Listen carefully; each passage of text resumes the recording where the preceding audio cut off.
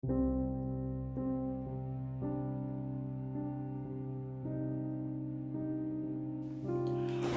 delete doorbell and crying baby detector history in Samsung Galaxy S10, open settings, swipe up or down home screen to access the app screen,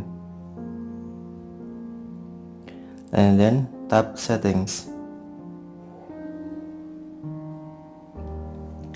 Scroll down.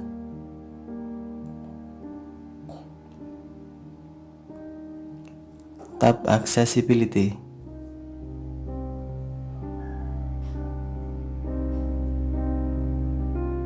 Tap hearing enhancement.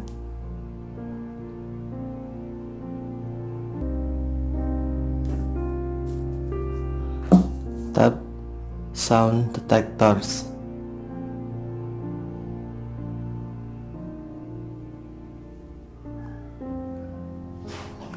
On recent alerts, long tap the doorbell detector or crying baby detector history to select.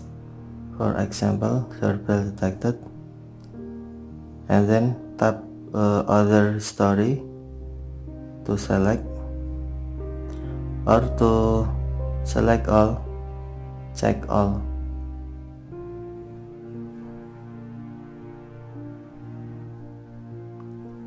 And then tap delete.